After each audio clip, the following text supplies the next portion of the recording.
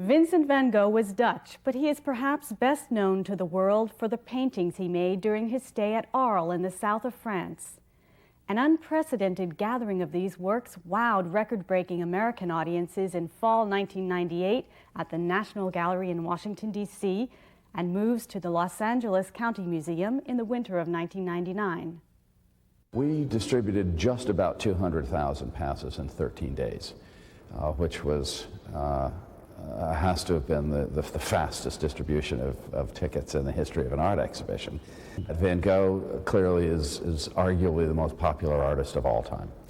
The posters around dormitory rooms when I was in college, certainly this is indicate this is not a new phenomenon.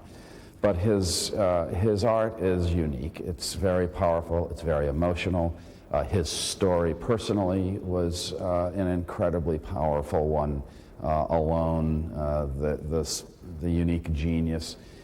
He painted in a way that none of his generation did, and he, in some ways, I think, historically sums up the end of a century or the beginning of a new century of modern art.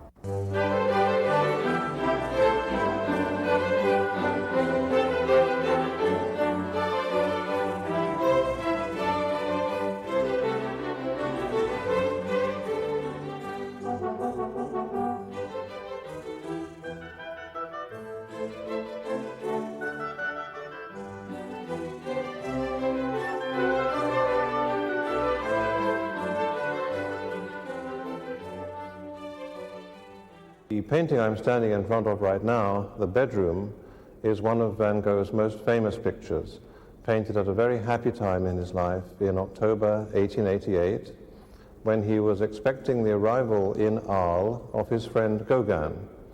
Van Gogh had acquired a small house in Arles. Indeed, the painting of that house is also in the exhibition, known as the Yellow House, and he decorated the house inside and out, painted it with very bright colors, and intended to decorate the rooms with paintings such as The Bedroom and a series of sunflower pictures, which are quite famous. You'll see there aren't even any shadows in this room, and he commented in a letter to his brother Theo that he was following the example of Japanese prints and not including any cast shadows to allow a greater sense of decorative freedom in his color and not to have any dark aspects to the picture. Another of the wonderful highlights of the exhibition is the fact that we have 7 self-portraits by Van Gogh here, mostly painted during his Paris period, which is a period of real self-exploration and self-discovery, and they show him in a variety of different personae, as a young dandy dressed in a felt hat and a suit, as a rustic character wearing a straw hat, or most famously as an artist standing in front of his easel with his brush and loaded palette.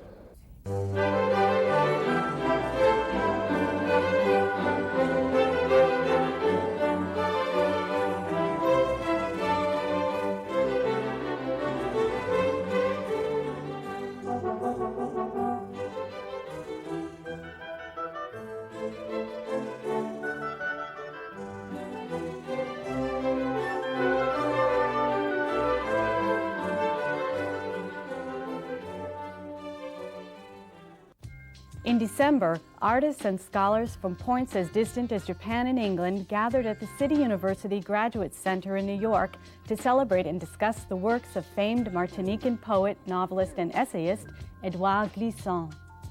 Among those contributing to the event were the Hollywood actor Danny Glover, who read from an English translation of Glissant's poetry, the Guadeloupean novelist Maryse Condé, who spoke of Glissant's place in French Caribbean literature, and Glissant himself, who delighted his admirers with a reading of his poetry.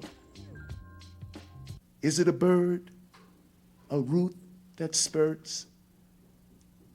Is it harvest, friendship grown out of the earth? The same color splashes, caresses, the suffering is not to see. Beauty of this people of magnets among the vegetal filings, and you I circle like the ocean with its manure of wrecks, beauty of multicolored highways in the savannah that ruminates the storm, full of words that will hatch. I lead you to your threshold, listening to my drums streaming, awakening the sudden crash of billow blades, the awakening of dancers on the water and of dogs who look between legs. In this noise of fraternity, the stone and its lacking my word, just be but keen for you tomorrow, such fury in the sea's mildness. I make myself into ocean where the child shall dream.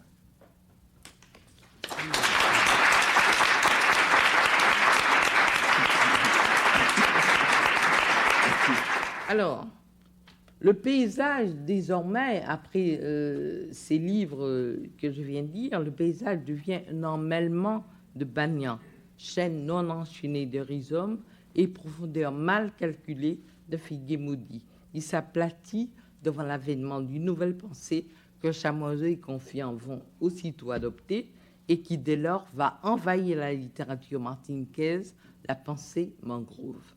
J'arrête là ma promenade qui était toute personnelle et toute peut-être superficielle à travers les complexités d'une œuvre qui a beaucoup contribué à mon enrichissement intellectuel.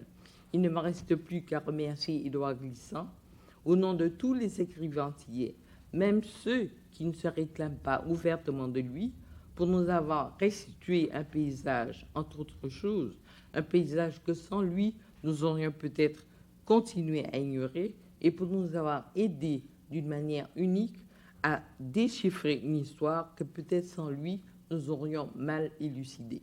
Merci.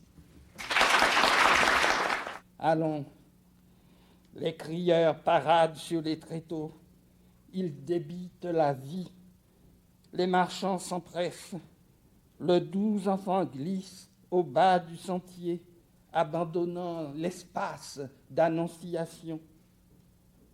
Il ne sait pas, l'adolescent guetteur de futur, qu'il y aura d'autres criés pour le malheur des prophéties, qu'ils seront quelques-uns aux talons furieux sur le tambour nocturne et dont l'ivresse parlera.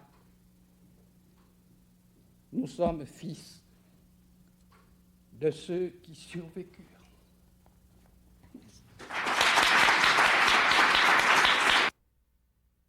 Sacred Arts of Haitian Voodoo is a new exhibition which explores the arts and culture of voodoo, a vibrant Afro-Caribbean religion. On view at the American Museum of Natural History, this exhibition of more than 500 objects is presented by Enid Skildkraut, Chair and Curator in the museum's Department of Anthropology. We're in the beginning of the exhibition, which describes the origins of Haitian voodoo through painting.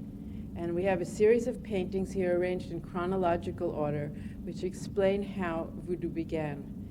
Haiti was the first country to overthrow slavery and to become independent through a slave revolution. And it began in 1791, and the Haitian people say that it began in a voodoo ceremony.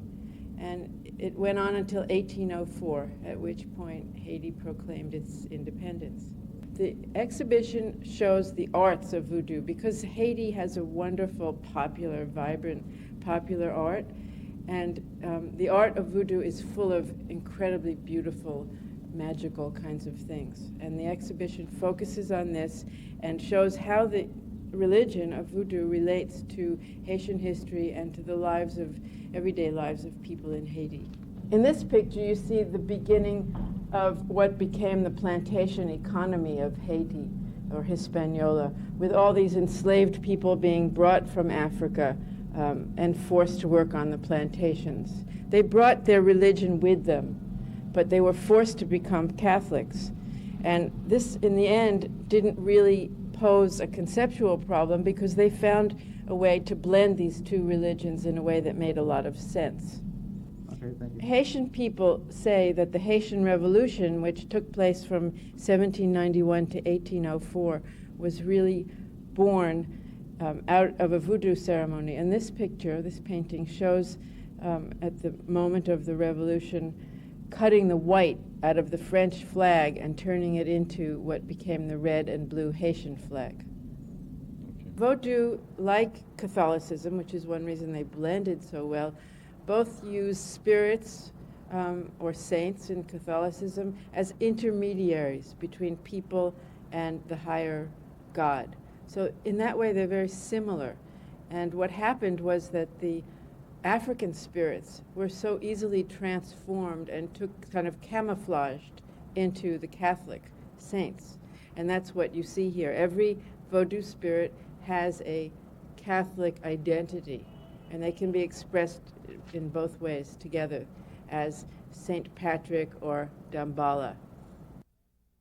There are 11 particular spirits who are featured in this exhibition, and every Vodou ceremony honors one or two of these particular spirits who's being called upon to help the people who are taking part in the ceremony.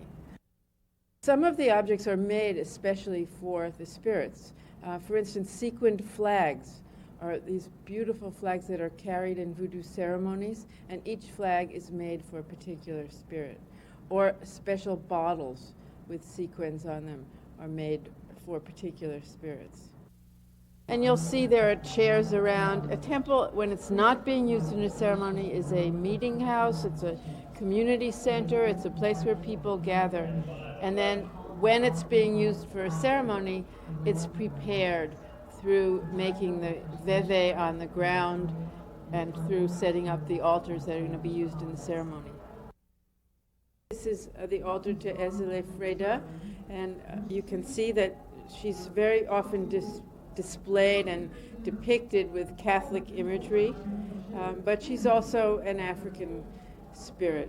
And she likes certain things that you'll see on the altar, like certain kind of cigarettes, soap, perfumes, and other small things. We were very aware when we put this exhibition on in New York that people had all kinds of stereotypes and mistaken ideas about what Vodou is or was.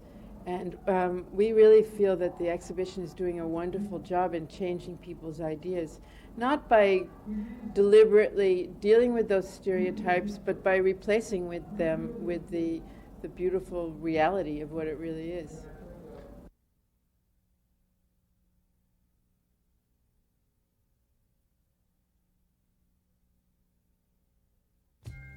Claude Chabrol's latest thriller, The Swindle, starring Isabelle Huppert and Michel Serrault, marks his 50th feature film. American film critic Andrew Sarris, long an admirer of the work of Chabrol, comments upon his style, his durability, and his unique perspective across a 40-year career. What does it mean for Chabrol to have made 50 films in 40 years? It's quite an amazing achievement, particularly in recent years when it's very difficult to get financing all the time. Chabrol, though, has made many more films than his new wave colleagues, and he's lasted longer. And I think the reason he's been willing to work on projects that were less than inspiring or brilliant or so on. He's kept his hand in. When he does get an opportunity, he takes off and runs with it. I think he's made more. He and Romer are my two favorite Nouvelle Vague directors, and they have shown a tremendous durability, which the others haven't. Chabrol is more in the realm of the old Hollywood directors, the career directors who made 2-3 films a year, and then gradually evolved a personal style. But Chabrol started with a personal style. But he always wanted, I think, to be a professional filmmaker. And also, Chabrol and Romer wrote really the first interesting book about Hitchcock, and it's interesting that their insights still stand. Of course, they emphasize certain things more than others, the Catholicism, the Jesuit background of Hitchcock, and some of the things are way out, but still way out. But on the whole, it was the first movie that took Hitchcock seriously, and so when I reviewed Psycho in 1960 for the Village Voice, I was very much influenced at that point by the French. And I got tremendous hate mail from when I treated Hitchcock as a great artist at that time. But the French, way ahead of me, they'd done it for a long time. Well, Isabelle Huppert has now become one of his favorite actresses, and he's used it quite effectively. She's a marvelous icon, a marvelous figure. There's something she's done a lot of things for other people too. She's not pure Chabrol. One of his characteristic actresses before Huppert was Stefano Dran, to whom he was married for many years. And the way he uses, he's very fascinated by the perversity of women. His feeling about women is very central in Chabrol's thing. It's not gooey like Truffaut's. It's not it's not masochistic like Godard's. He genuinely perceives and appreciates women, but he's not sentimental about them. He admires their strength, their perversity, their resourcefulness, and he's created some of the great women characters in film with a variety of actresses, not just Huppert and Audran, but the whole range of actresses that he's had to work with. There's a tremendous knowledge of film forms in Chabrol, and but he has developed his own style, and it's unique. It's not Hitchcock. It's not Lang. It's not any of the other Nouvelle Vague people. It's his own, and it's a very complex style because it's made up of also a great many moral attitudes that he has, and I think like Rohmer, he is deep down a moralist. And I think that is what we always look for in French cinema. African-American artist Faith Ringgold has always been motivated by a cosmopolitan curiosity. Her current exhibit, Dancing at the Louvre, at the New Museum of Contemporary Art in Manhattan, shows how modern French painters have influenced her own unique style as a maker of quilts that tell stories. The exhibit will tour the United States throughout 1999. But I attribute a lot of my learning to paint from teaching children. Children are the best. They're the best. And I taught in a public school for 18 and a half years. You know, think of Marc Chagall, think of Joan Marot, think of Picasso, those people know what I'm talking about because they have obviously achieved it as mature artists, the freedom that children have in painting.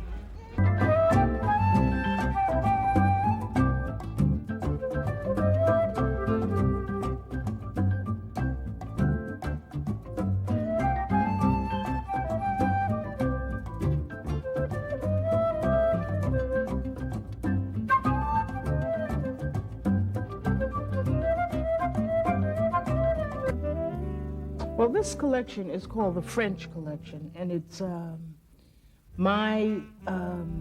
I guess it's sort of like my first novel in a sense. And it's going to be the last of the story quotes that I'm going to do, because now that I can publish books, I don't want to include the stories with the paintings.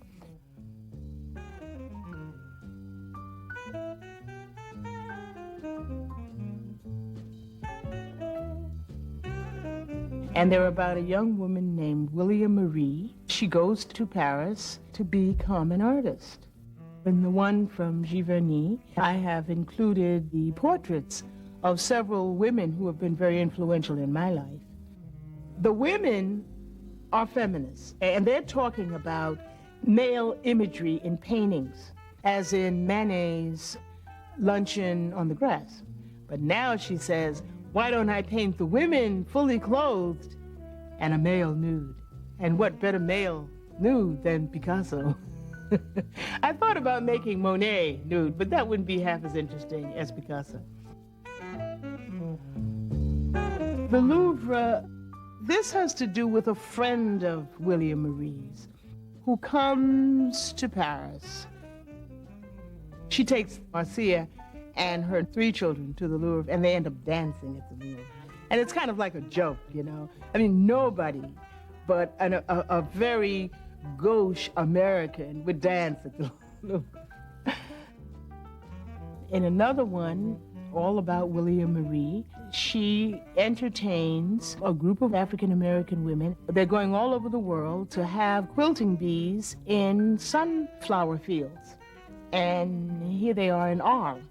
They get to hear about and see Van Gogh. Of course, they're not very impressed with him. They are women who are seeking to change the world. They are very famous women. There's Madame Walker and Sojourner Truth and Ida Wells, Fannie Lou Hamer, Harriet Tubman, Rosa Parks, Mary Bethune, and Daisy Bates. To put them all together and to include them as quilters, quilt makers, is to say that they are piecing together freedom in this country.